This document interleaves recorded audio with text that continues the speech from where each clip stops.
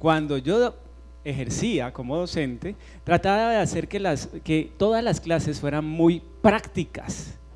Porque si les confieso, yo por ejemplo para la inteligencia lógica, ahorita que se hizo Cari, se fue, que hablaba de las matemáticas, yo para la inteligencia lógica soy muy malo, muy malo. ¿Cuántos conmigo? ¿Cuántos del equipo malos para las matemáticas? ¿1, 2, 3, 4? Muy malo. Y la gente piensa que es que como usted es profesor, usted tiene que ser bueno. Pues no, soy malo, de verdad.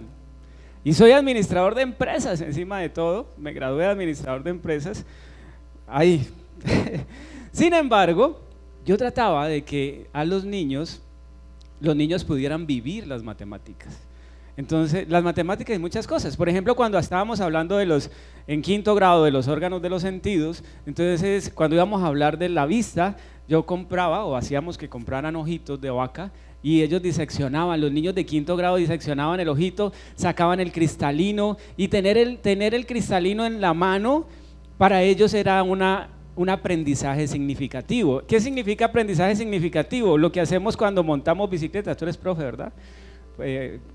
Don Otto es profesor, entonces se da cuenta. Cuando montamos bicicleta, montar bicicleta no se le olvida a uno jamás, porque hay un aprendizaje significativo. Y que los niños tuvieran en su mano el cristalino, pero cuando hablábamos, por ejemplo, del sistema circulatorio, nos comprábamos un corazón de res.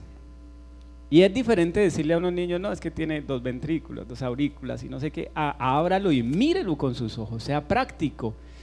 Y en esa medida, cuando hablábamos, por ejemplo, de matemáticas, que era lo que yo era, soy bastante malo, trataba de hacérselo que no fuera tan abstracto, sino mucho más real. Entonces, cuando hablábamos, por ejemplo, en un caso particular de los quebrados, de los fraccionarios, entonces yo les compraba una torta. A mí me encantan las tortas. Este año me dieron de cumpleaños el mejor regalo de la vida, fueron una torta para mí solito. ¿Hay alguien a quien no le guste las tortas? Pobrecito, que Dios lo guarde, que Dios lo guarde, que Dios lo perdone, sí. La torta es lo mejor y resulta que los niños entonces cogíamos la torta que venía partida, fraccionada en 8 pedazos y el niño se comía 1/8 de esa torta y para él era muy práctico entender que era 1/8. No se estaba comiendo la torta entera, se estaba comiendo 1/8 y de ahí hablábamos de todo lo que significaban los números fraccionarios. Esa es mi experiencia como maestro. Yo pienso que de pronto no tuve maestro bueno que cogiera la teoría matemática. Yo enemigo de Baldor, seguro, el libro con ese de turbante ahí del señor, yo era enemigo de ese tipo. Pero yo nunca tuve un profesor que me dijera qué era una función trigonométrica y cómo se aplicaba eso en mi vida. Entonces yo decía, ¿y esto para qué me sirve? ¿Para qué me sirve esto? Que el seno, el coseno, el tangente, no sé qué, y eso lo hacíamos porque en últimas había que ganar la materia, pero yo no sabía eso cómo se aplicaba en la vida. ¿Cómo se llama esa prédica? ¿Quién se acuerda? Resulta que coger la palabra de Dios y hacerla práctica no es tan fácil. Porque para muchos de nosotros la palabra del Señor, lo que nosotros decimos, wow, es que sí, el Señor abrió el mar rojo, el Señor resucitó a Lázaro, el Señor hizo muchos milagros, pero ¿cómo aplico eso a mi vida? Y hoy tenemos a Nicole aquí, que es una aplicación de la fe. Qué bueno verte, Nicole, hoy acá con nosotros. Es aplicar la fe. Y entonces cuando llegamos a reconocer que la palabra del Señor es una gran teoría y hay que aprenderla, claro que hay que aprenderla, pero más que eso es coger la teoría grande y volverla práctica en mi vida. Entonces quiero contarles, en Números 13:12 habla de unos hombres que el Señor le dijo a Moisés, vea, llame a unos hombres, llame a un jefe de cada una de las tribus y envíelos a que espíen la tierra que yo les daré. Ahí está la palabra, y fue muy claro el Señor, fue muy clarito, le dijo, vaya y mire, y que sondeen, y que miren toda la tierra que yo les daré. Él no les dijo que van a conquistar, ni que van a pelear por ellas, no, les dijo la tierra que yo les daré, fue muy clarito. Pero para estos 12 hombres, para 10 de estos 12 hombres, yo sé que muchos conocemos este fragmento, para 10 de ellos se quedó en mera teoría. La palabra del Señor no se hizo real, solamente para 2 de ellos sí se hizo real. se hizo práctica. Ellos entendieron que el Señor les entregó la tierra. Los otros no. Los otros se fueron, exploraron, dice la palabra en un fragmento maravilloso, que cogieron un racimo de uvas que lo tuvieron que meter en un palo y llevarlo entre dos. Imagínense ustedes, la tierra donde fluye leche y miel, y el Señor ya se les había entregado.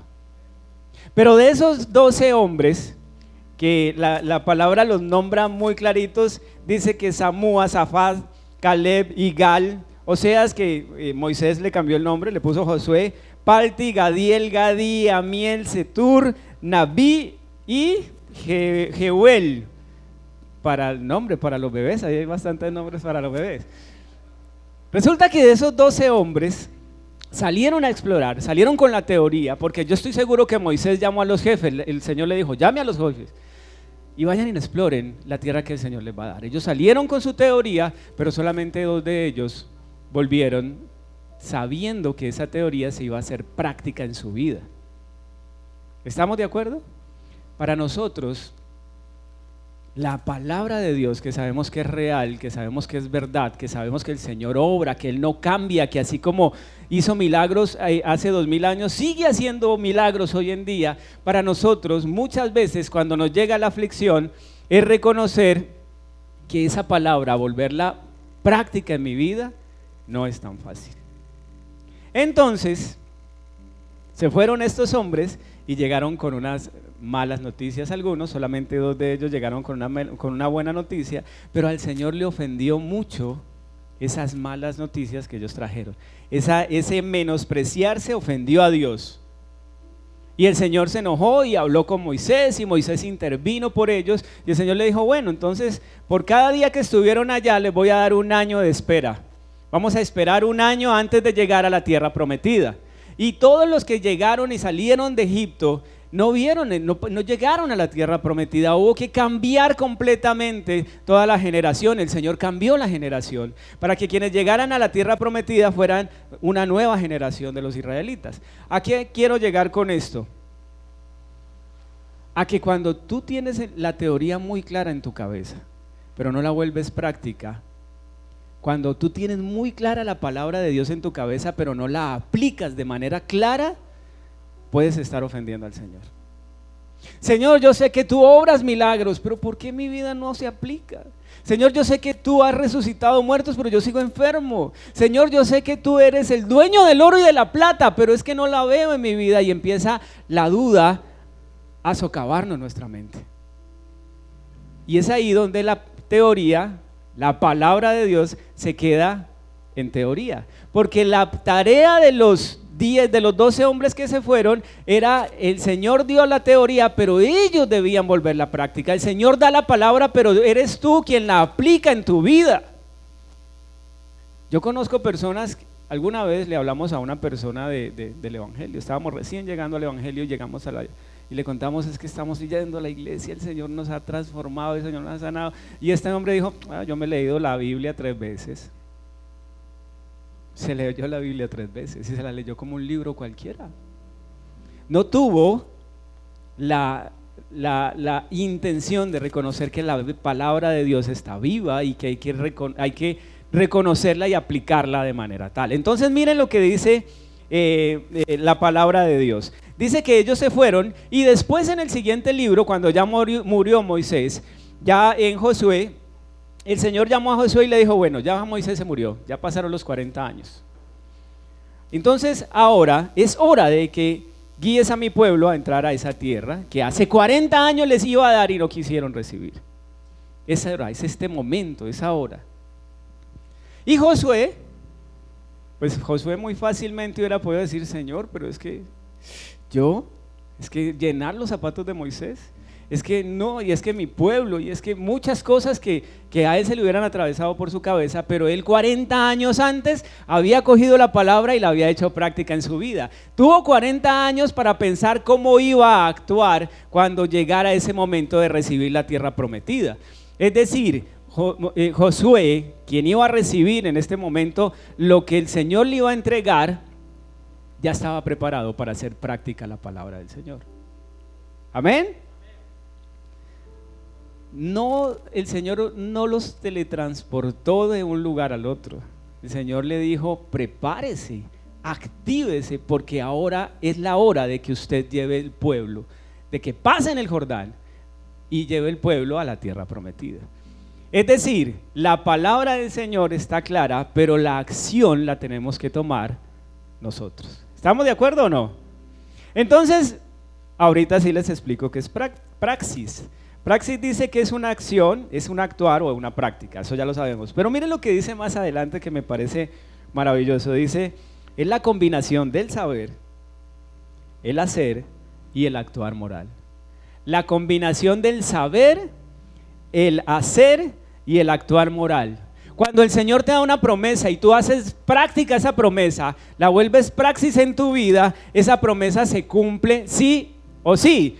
Y miren lo que dice el Josué 21:43. Después de que el Señor ya le había prometido la tierra, ya los ayudó, conquistaron Jericó, pasaron muchas cosas, perdieron batallas, pasaron una gran cantidad de cosas. Miren lo que dice Josué 21:43, si me ayudan a leer. Dice, así que el Señor le entregó a Israel toda la tierra que había jurado darles a sus antepasados.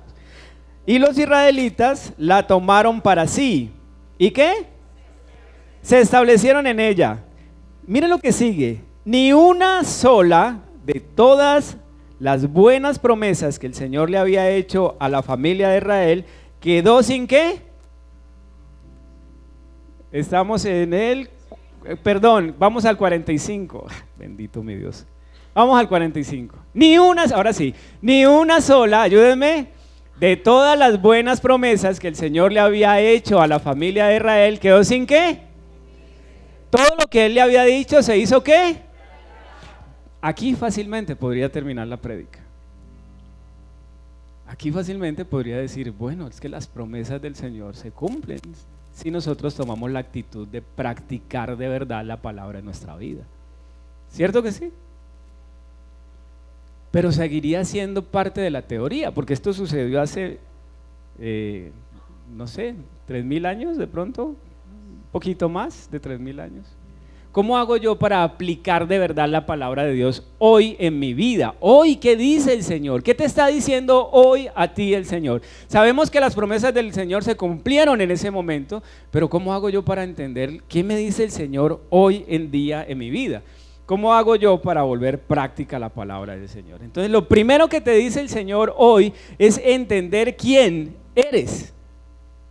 Y lo segundo es que entender cómo debes actuar para volver práctica la palabra. ¿Quién eres? Eres un victorioso. La palabra del Señor dice que eres victorioso. En Romanos 8:37 dice que somos más que ¿qué? Porque el Señor ya venció y te entregó la victoria. O sea que tú en este momento debes identificarte en tu vida como un victorioso, más que vencedor. ¿Qué tal si mira al que está al lado y dile, tú eres más que vencedor? Eso. Ahora mírelo de nuevo y dígale, yo soy más que vencedor. Eso. ¿Quién más eres? Eres alguien que no se angustia por cualquier cosa, lo dice la palabra. En Filipenses 4:10 dice, por nada estéis afligidos. Él no dice por algunas cosas, dice por nada estéis afligidos. Entonces, si yo identifico que soy más que vencedor y que no me debo afligir por nada, entonces estoy entendiendo que hoy en día la palabra se debe hacer praxis en mi vida. ¿Estamos de acuerdo o no? ¿Qué más eres? Eres alguien que nunca se da por vencido. En 2 Corintios 4:16 dice que el Espíritu ha renovado, el Espíritu ha actuado. Ayúdame porfa con 2 Corintios 4:16 porfa. Dice, es por esto que nunca nos damos por vencidos, aunque nuestro cuerpo está muriendo, nuestro espíritu va renovándose. ¿Cuándo nos vamos a dar por vencidos? Dígalo duro, a ver si me ayuda. ¿Cuándo? Nunca. ¿Quién más eres? Eres una persona bendecida con toda clase de bendición. Dice Efesios 1:3. Ayúdame con Efesios 1:3, porfa. eres bendecido con toda clase de bendición. ¿Listo? ¿Quién nos ha bendecido con qué? Con toda clase de bendiciones espirituales en los lugares celestiales, porque estamos unidos a Cristo.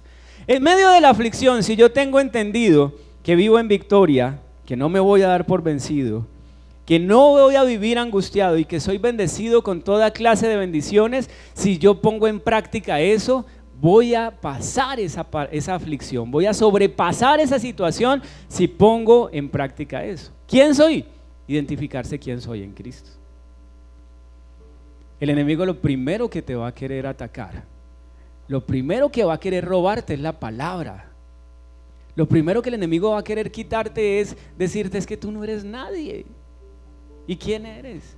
¿Y cómo así que ahora vas a salir con que los médicos están diciendo que estás muerta y vas a estar viva? ¿Y cómo así que ahora vas a salir con que los médicos están diciendo que vas a perder tu bebé?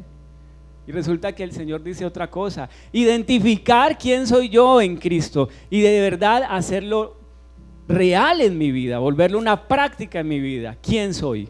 Ahora es ¿cómo? ¿Cómo hago para identificarme como tal? Y reconozco que desde que conocí a Cristo, ¿cuántos de los que están aquí tuvieron un encuentro con el Señor y reconocen a Cristo como Señor y Salvador? Amén. ¡Wow! ¡Qué bien! Pues todos aquellos que reconocemos a Cristo como Señor y Salvador, desde ese momento ya no somos los mismos de antes, somos nuevas criaturas. Las cosas viejas, pero aunque las cosas viejas pasaron, el enemigo va a querer venir y hablarte y decirte, no, es que tú como eras, es que tú lo que hacías, es que tú mira, y es que de dónde vas a salir con que ahora tienes futuro, y es que el enemigo va a querer acabar con esa palabra que está en tu vida y quitarte ese reconocimiento, esa posición en Cristo. Eres nueva criatura. Segundo, el Señor te capacita en todo. Eres una persona capacitada. En Hebreos 13:21, el Señor habla de eso, de que estamos capacitados en todo por medio de Cristo que nos amó primero. Y por último dice que tenemos esa dotación, la dotación para reconocernos y hacer práctica la palabra en nuestra vida. Segunda de Pedro 1:3 dice, Dios dio todo lo que necesitamos para llevar una vida conforme a lo que el Señor pide. En ese orden de ideas, hacer práctica la palabra, aunque no es fácil, debe ser un acto intencional en mi vida. Yo quiero ahorita que estábamos hablando hoy, hemos hablado mucho de Nicole, pero toca hablar de Nicole porque en uno de los mensajes que escribió doña Diana, si me permite yo voy a hablar de él, y doña Diana dijo, gracias al Señor por el milagro, gracias a Casa Abierta por haber orado por nosotros, por haber ayudado a pasar este hermoso proceso. Utilizaste esa expresión, hermoso proceso. ¿Quién piensa que una situación tan difícil es un hermoso proceso? Aquel que reconoce que es victorioso, aquel que reconoce que no se da por vencido, que no vive angustiado, aquel que vive en fe porque ya reconoce quién es en Cristo. ¿Amén? ¿Estamos de acuerdo? Este hombre estuvo viviendo ese proceso aquí sirviendo en la iglesia. Don Henry estuvo aquí sirviendo en la iglesia. Lo sacaban de la clínica solo para venir a servir a la iglesia. Y ese es un proceso en el cual estamos reconociendo que la palabra de Dios no se queda en mera teoría. No se debe quedar en mera teoría, se tiene que volver práctica, hacerse real, de verdad en mi vida. ¿Cuántos estamos de acuerdo con eso? ¿Amén? ¿Cómo hago yo para volver esa palabra de verdad práctica en mi vida? Entender que si yo flaqueo, Cristo no flaquea. Que si a mí la duda me llega, Cristo ya me dijo que todo lo puedo en Cristo, que es quien me ¿qué? Estos versículos a veces uno los repite tanto que se vuelven paisaje. Y uno dice, bueno, vamos a hablar hoy de que todo lo puedo en Cristo que me fortalece. Sí, pero es que usted no sabe cuál es mi problema. Vamos a hablar de que somos más que vencedores. Sí, pero es que si usted se imaginara cuál es mi crisis. Vamos a hablar de que no nos vamos a dar por vencidos. No, pero es que usted no sabe cómo estoy viviendo yo mi vida en este momento. Y eso no es nada más que alejarse y dejar la palabra de Dios como una teoría y no volverla realmente una praxis en mi vida. Cuando yo reconozco que debo entender que la palabra de Dios se vuelve práctica en mi vida, entonces yo me convierto en una persona que vivo la palabra de Dios, el querer como el hacer, de verdad que me convierto en un instrumento del Señor para empezar a dar frutos de verdad. Muchos de nosotros hemos atravesado por varias aflicciones, algunas muy grandes, algunas no tan grandes, pero muchos de nosotros el Señor nos ha demostrado en muchas situaciones, ha salido a nuestro camino y nos ha sacado adelante, y eso se nos vuelve paisaje. Nos ha hecho milagros y eso se nos convierte en paisaje. Sí, pero es que ya pasó y es que ahora el problema es nuevo. Y tomamos la decisión de no hacer práctica la palabra en nuestra vida. Cuando el Señor me puso en el corazón esta palabra de hacer práctica la palabra de Dios en mi vida, estaba yo en un momento muy difícil, muy complicado. Y el Señor me mostró, es que hasta aquí te he traído, hasta aquí te he acompañado, no te he soltado de mi mano. Y yo lo veía en las palabras y yo decía, wow, pero qué bonito, pero es que no lo veo. Pero sabemos que tenemos un Dios vivo que no nos pide que vivamos por lo que vemos, sino que nos pide que vivamos ¿por qué? Por fe. Y vivir por fe es vivir con la certeza de lo que se espera y saber que no lo estoy viendo, pero que el Señor está obrando en mi vida. Eso es hacer práctica la palabra de Dios. Miren que en el momento en que el Señor se entrevistó con Marta cuando se había muerto su hermano, ¿se acuerdan? Él estaba hablando con Marta y Marta le dijo, Señor, si hubieras estado aquí en ese momento. Y el Señor le dijo, acordate que yo soy la resurrección, acordate que Él va a resucitar. La teoría. Y Marta le dijo, sí, Señor, yo sé que va a resucitar cuando todos resuciten en el día postrero. El Señor le estaba diciendo, ponga en práctica lo que le enseñé. Estaba con el Señor al lado, con el Maestro al lado. Y en ese momento ella le dijo, sí, Señor, yo sé que, así como tú le puedes estar diciendo, Señor, yo sé que tú eres el dueño del oro y la plata, pero es que mi deuda es muy grande, Señor. Señor, yo sé que tú eres el que nos entrega sanidad, pero es que no sabes lo que estoy sintiendo, Señor. Marta en ese momento le dijo, sí, yo sé que todos vamos a resucitar por allá en el día postrero. Y el Señor la miró y yo me imagino la situación. Le dijo, yo soy el camino, yo soy la resurrección y la vida. Quien cree en mí vivirá por siempre, no morirá. Y es lo que el Señor nos está diciendo hoy. Todas aquellas palabras que el Señor te dice, eres más que vencedor.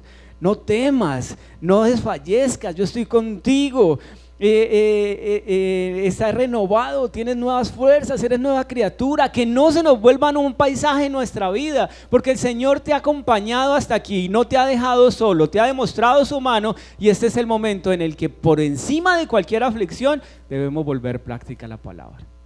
En Mateo 8, de Mateo 6 en adelante, el Señor, si tú miras la palabra, el Señor les enseñó el sermón del monte y les enseñó y cómo comportarse. Son como tres capítulos enteros de enseñanzas del Señor. Pero del 8 en adelante el Señor, ahí mismo en Mateo, empezó a mostrarles en práctica cómo actuaba. Entonces el Señor calmó la tormenta, pero el Señor también sanó el leproso, sanó a mucha gente, dice la palabra, calmó la tormenta, sanó endemoniado, sanó un paralítico, y uno mira que del 8 en adelante es milagro tras milagro tras milagro, y es nada más que decirles, ya les enseñé, ahora volvamos práctica esta palabra.